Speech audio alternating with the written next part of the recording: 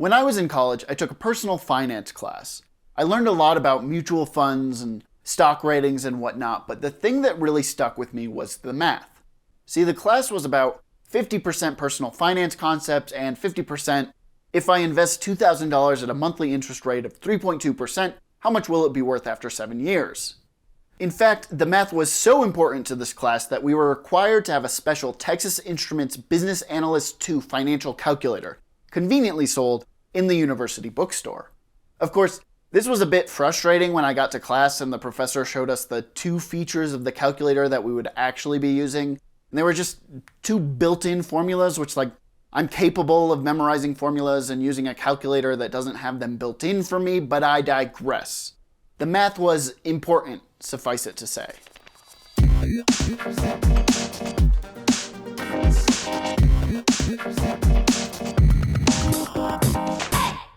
I'm going to start a bank. It's called the Chris A. Federal Credit Union. And in order to attract new customers, we're giving everyone a 100% annual interest rate. And we have our first customer. Let's call her Susie. Susie is loaded. So she puts 100 cents into our 100% interest savings account. And 1 year later, boom, she gets 100% return added to her account, and she now has $2. But who wants to wait a whole year just to get their return on investment? Instead of 100% once a year, let's do 50% twice a year. Boom, $225. That's more money. The difference here is that month 6, we're adding 50% of $1, which gives us $150. And then at month 12, we take 50% of that, which gives us an additional 75 cents instead of just 50. And we can repeat this process. Instead of annually or semi-annually, we can compound quarterly or monthly or weekly or daily. When we calculate the value of an investment after a certain amount of time, we choose from one of 2 formulas. The first formula assumes a regular period for the compounding of the interest, meaning you receive interest on a regular schedule. Maybe your money is compounded once a year, twice a year, 4 times a year, or every day. And we've seen the line graphs for those examples. But what happens if it's constantly compounding? Rather than waiting a given amount of time to take the interest, it's just always happening. Well, then we use the second formula, which has this funky little e. This is Euler's number, and it's equal to approximately 2.7182818285. Well, would you look at that? Euler's number is what we've been approaching this whole time as we compound more and more frequently, which makes sense. If you're interested in the math of it, we can see how the 2 formulas are related, specifically by taking the limit of 100% interest as the compounding gets more and more frequent on to infinity. Which is why it appears here in the continuous interest function. Isn't that awesome? And ultimately, whether we use the continuous compounding formula or the periodic compounding formula, we're dealing with exponential growth.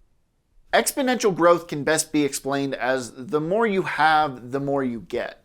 Think of bacteria in a petri dish. 1 organism becomes 2, and those 2 become 4, and those 4 become 8. The number of bacteria isn't just growing, it's multiplying. And we see exponential growth all across nature, even with the human population. In fact, the inverse of this exponential function is known as the natural logarithm. Shit's natural. In finance, we call exponential growth compound interest, which Albert Einstein once described as the 8th wonder of the world. Which Albert Einstein once described as mankind's greatest invention. Which Albert Einstein once described as the most powerful force in the universe. Actually, as far as I can tell, that's just apocryphal. He probably never said any of those things, but the point stands. Compound interest is pretty fucking powerful.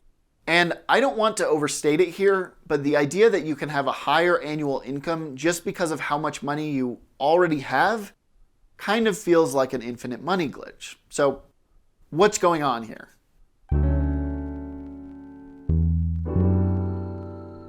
We've already seen that exponential growth is a naturally occurring phenomenon, but in nature there are limits on exponential growth.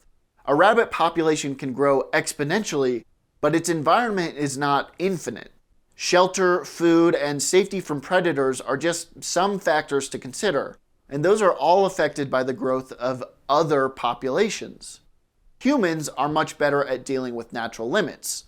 Other than the ocean, which is most of the planet, we can live virtually anywhere, including directly above thousands of other people. We have no real predators, and we've conquered a lot of diseases. But even though we're able to augment population growth with technology, our population growth affects other populations, and I don't know, maybe we'll run out of bees and that'll be it. But anyway, wherever we see exponential growth naturally occurring, there are limits, even with the human population. But money isn't natural, it's socially constructed. Although you can conceptualize the difference between $1 and $100, money is, in some senses, very much not real. A dollar doesn't occupy space, and it doesn't directly correspond to anything in the real world. It's just a container for financial value. And that container can take any number of physical forms. It's all very abstract. And because it's abstract, there are fewer physical limits, right? I mean, sure, if you own a business, there are only so many workers to exploit. But ultimately, money is just numbers in a computer somewhere. And yet, with compound interest, it grows in this very organic shape. So we can almost conceptualize money as an organism that reproduces asexually but doesn't require food, shelter, or even space to grow. But let's be real, your money that's in the bank, I'm guessing it's not reproducing quite as fast as you'd like. So let's bring it into the real world. In the real world, in your real world, where does money come from? I'm guessing for most adults, most of their money comes from working. So if we wanted to represent this mathematically, we would just say you have some monthly income M and we can graph it over time T. And the shape you get, no matter the value of M, is a line. Your money always increases at a steady rate. So let's contrast that with our understanding of exponential growth. The more you have, the more you get.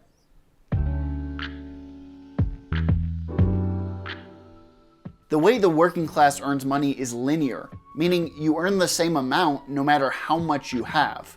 Then, as we've discussed, there are investments. Investments are ownership in shares of a company, intellectual property, contracts, or real estate. The whole point of investment is owning something with the hopes that its value will rise over time. You don't need to improve the something that you own. You don't need to produce anything. You just own.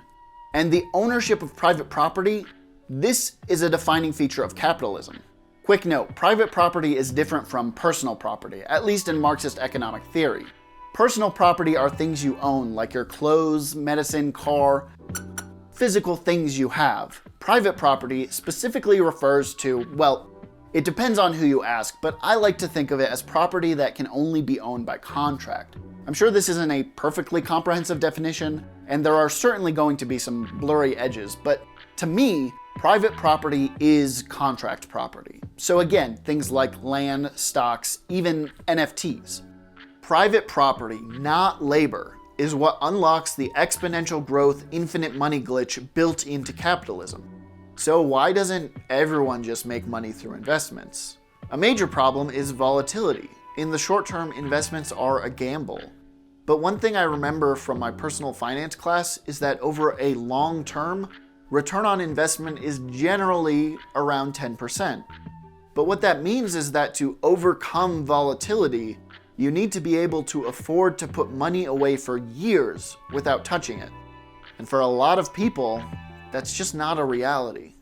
As of 2020, 36% of people in the US would have difficulty paying for a one-time $400 emergency, and an additional 12% just wouldn't be able to pay it. So this infinite money glitch is only accessible to those who already have enough wealth to invest.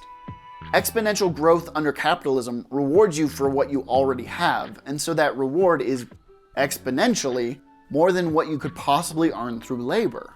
I try to avoid generalizing what kids these days are being taught in school because I'm not a kid these days, but I can pretty confidently say public high school kids aren't learning how to invest in mutual funds. I can also pretty confidently say that in the US, from the moment we're born, we have it drilled into our head that anyone can work hard and get ahead. But the truth is, getting ahead through hard work is mathematically impossible. The way to get ahead is to own wealth. There's this weird stereotype that leftists are lazy, and any step towards socialism reduces the incentive to work. And that's weird to me because have you ever met a capitalist, like a capital C capitalist? This stereotype seems to be a bit of a capitalist self-report since, capitalists don't have to work to survive, and very often they don't. But think of every working person you know. If they had housing, food, healthcare guaranteed, would they really just do nothing productive? Probably not.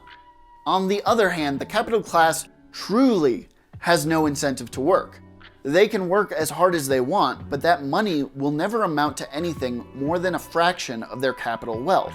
Because with labor, your money grows, but with private property, your money multiplies. Or really, I should say, their money multiplies.